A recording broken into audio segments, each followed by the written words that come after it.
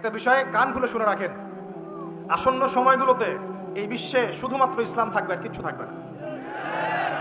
আল্লাহ পাক এমন একটা প্রজন্ম অচিরেই নিয়ে আসবেন যারা এইরকম ইসলাম পালন করবে না, যারা 100% ইসলাম পালন করবে ইনশাআল্লাহ। তারা পরিপূর্ণ মুসলমানও হবে, ইসলামও পরিপূর্ণরূপে পালন করবে, আল্লাহর পথে দাওয়াতি কাজও করবে, প্রয়োজন হলে জিহাদও শরীক হবে। তখন দেখবেন ইনশাআল্লাহ এমন একটা প্রজন্ম আসছে, ওই প্রজন্মের কাছে এই জায়নিস্টটা বলেন আর পশ্চিমারাই বলেন, কেউ পেরে উঠবে না ইনশাআল্লাহ। আমি খোলামেলা কথা বললাম একদম, এই প্রজন্ম সামনে আসছে ইনশাআল্লাহ। আল্লাহ নবী বলেছেন এমন একটা জৈশ আসবে, যেই জৈশ ফালা নি'মাল আমিরু আমিরুহা ওয়ালা নি'মাল জাইশু যালিকাল জাইশ, কতই না উত্তম সেই বাহিনীর আমির আর কতই না উত্তম সেই সেনাবাহিনী। পৃথিবীর কোনো পরাশক্তি তাদের সাথে যুদ্ধ করে পারবে না। আস্তে আস্তে আস্তে আস্তে ওরা বাইতুল মুকাদ্দাস পর্যন্ত জয় করবে, কেউ ঠেকাতে পারবে না। এখন বিশ্বের চিত্র দেখে কি আপনার এটা মনে হচ্ছে? এখন বিশ্বের চিত্র দেখে কিন্তু মনে হচ্ছে না। এখন বিশ্বের চিত্র দেখে মনে হচ্ছে সবকিছু আমাদের নেগেটিভ, আমাদের এগেনস্টে যাচ্ছে, তাই না? পুরো বিশ্বে আমাদের কোনো খেলাফত নাই, একটু বোঝেন। পুরো বিশ্বে আমাদের কোনো খেলাফা স্টেট নাই। খেলাফা স্টেট মানে কি? খেলাফা স্টেট মানে ওমর রাদিয়াল্লাহু আনহুর মতো শাসন, আল্লাহর রাসূলের মতো শাসন, উসমান, আবু বকর, আলীর মতো শাসন রাদিয়াল্লাহু আনহুম আজমাইন। মানে যে স্টেটের মধ্যে আল্লাহ পাকের লস ছাড়া অন্য কোনো লস চলে না। হ্যাঁ, কোনটা চলে? যেটা আল্লাহ এবং তার রাসূলের আইনের অনুকূলে সেটা চলে, প্রতিকূলে কোনো কিছু চলে না। এটা খিলাফা স্টেট। সেখানে যে আমির বা যে নেতা, সে আল্লাহর কাছে জবাবদিহিতায় বাধ্য, জনগণের কাছে জবাবদিহিতায় বাধ্য না। আমার কথা বুঝতে পারছেন? সেখানে বেশিরভাগ মানুষ কি বললো সেটা বড় কথা না, আল্লাহ এবং তার রাসূল কি বললেন সেটা বড় কথা। মানে বেশিরভাগ মানুষ যদি বলে সুদ হালাল, তার মানে এই না যে হালাল হয়ে যাবে। বুঝতে পারছেন কথা? আর বেশিরভাগ মানুষ যদি বলে মদ হালাল, তার মানে এই না যে মদ হালাল হয়ে যাবে। মনে করে আপনি ভোটাভুটি দিচ্ছেন, ভোটাভুটি করছেন, এখানে বেশিরভাগ বললো যে মদ হালাল হোক, খাওয়া যাবে, ভালোই তো, হ্যাঁ, বিপর্দায় চললে ভালোই, আমরা মেয়েদেরকে দেখতে পারলাম, নাউজুবিল্লাহ। তারপরে সুদ হালাল হলে কি সমস্যা? সবাই খেয়ে আমরা খেলে কি সমস্যা? তো এখন বেশিরভাগ রায় এদিকে পড়লো, আর এই 10-5টা মুসলিম মিসকিন তারা বলছে না, এগুলো হারাম। খিলাফা স্টেট মানে হচ্ছে ওই 10 জন মানুষের রায় গ্রহণযোগ্য হবে, এই 100 জনেরটা হবে না। কথা বুঝতে পারছেন কি পারছেন না? একটু শোরগোল করেন না, একটু মনোযোগ দেন।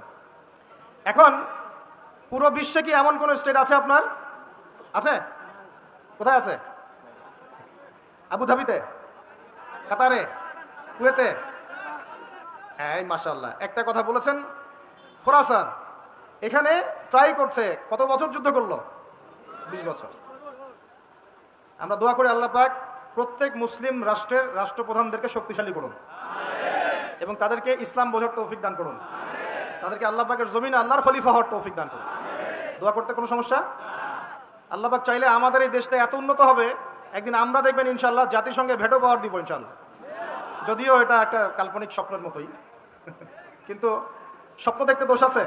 তবে আমি নিশ্চিত, এটা আমি আমার কনফিডেন্স থেকে বলছি, ইমামুল মাহদি আসার সময় ইউনাইটেড নেশনস বলে কোনো নেশনস থাকবে না ইনশাআল্লাহ।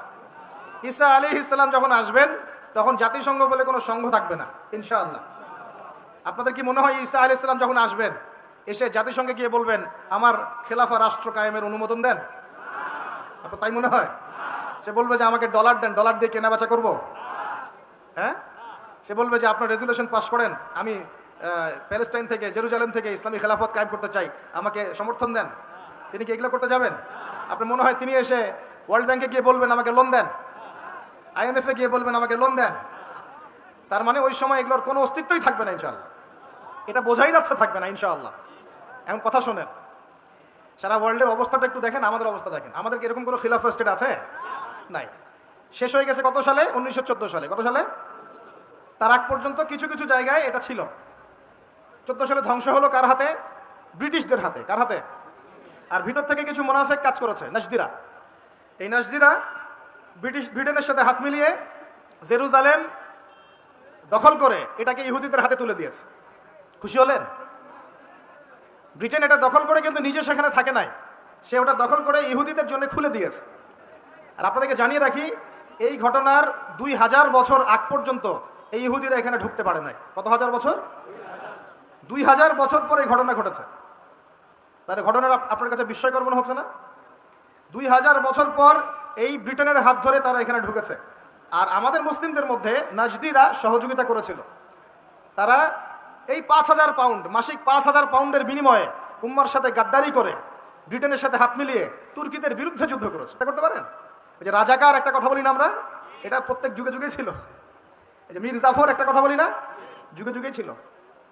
এই যে ঢুকলো ইহুদিরা আর জায়নিস্ট, আর বের হওয়ার নাম নাই। এটা 2023 সাল চলছে।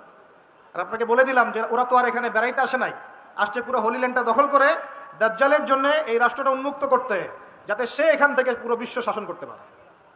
এবার কি মিলাতে পারছেন কিছু? এবং এই বিগত প্রায় 100 বছরে হয়তো এমন কোনো দিন নাই যেদিনে তারা কোনো ফিলিস্তিনি মুসলিমকে নির্যাতন করে নাই, বাড়িঘর থেকে উৎখাত করে নাই, জমি দখল করে নাই, বাচ্চাকে হত্যা করে নাই, মা বোনকে ধর্ষণ করে নাই, হয়তো বা এমন কোনো দিনই না। আর পরিসংখ্যান কি, এটা আপনারা গুগলে সার্চ করলে বের করতে পারবেন। জুলুমের পরিসংখ্যান কি আপনারা গুগল সার্চ করে বের করতে পারবেন। এই তো অক্টোবরের এই যে এই মাস ধরে চলছে, এই মাসেই তো অলরেডি 7 থেকে 8 হাজার মানুষকে তারা মেরে ফেলে নাই? চতুর্দিক থেকে মানুষ তামাশা দেখছে। মনে করেন এখানে আমরা বসবাস করছি, এদিকেও জায়গা নাই, এই যে বর্ডার বন্ধ, এটা মিশরের বর্ডার, এটা বন্ধ, ওইদিকে ইসরায়েল দখল করে রাখছে, ওইদিকেও যাওয়ার জায়গা নাই। আমরা এইটুকু জায়গায় থাকি, এইটুকু জায়গায় থাকে 22 লক্ষ মানুষ। কত লক্ষ ভাই? আর এখানে স্থল অভিযান চালানোর মতো সৎসাহস ওই ইসরায়েলি সেনাবাহিনীর নাই। এই কারণে ওদের দেশ থেকে মিসাইল ছুটছে, আর এখানকার বিল্ডিংগুলো একটা একটা করে ধসে পড়ছে। আর একদিনেই 600 শিশু মরে শেষ। একটা মায়ের আর্তনাদ দেখলাম, বাচ্চাটা জন্মই নাই, মায়ের পেটের মধ্যেই শহীদ হয়ে গেছে। সুবহানাল্লাহ। এই ঘটনা নতুন না। আর এখন যদি এই জায়গায় এমন কোনো আক্রমণ হয় আর আপনারা যদি অস্ত্র হাতে নিয়ে প্রতিহত করেন, তাহলে আপনারা কি সন্ত্রাসী হয়ে যাবেন? যে আপনাদের বিপক্ষে কথা বলবে সে কত বড় মুনাফিক, তাহলে আপনি চিন্তা করেন। যাদের এলেম কালাম নাই তারা না হয় বলে বুঝলাম, দাড়ি টুপিওয়ালা আলেম কেমন করে কথা বলতে পারে? একজন দাড়ি টুপিওয়ালা আলেম যার কাছে কোরআন সুন্নাহর জ্ঞান আছে, সে কিভাবে এর বিরোধিতা করতে পারে? এরপরেও আপনাদের চিন্তা বাকি আছে? ঈমানদার কারা, মুনাফিক কারা? আল্লাহ শুকরিয়া যে আল্লাহ পাক মাঝে মাঝে এমন কিছু ঘটনা ঘটান পৃথিবীতে যার ফলশ্রুতিতে সত্য মিথ্যা একদম আলাদা হয়ে যায়। এদের কাছে ইসলাম শেখার দরকার নাই। বাংলাদেশে বহু বরেণ্য ওলামায়ে কেরাম আছে, তাদের পদধ্বনি নেন, পায়ে ধুলা নিয়ে ইসলাম শেখেন।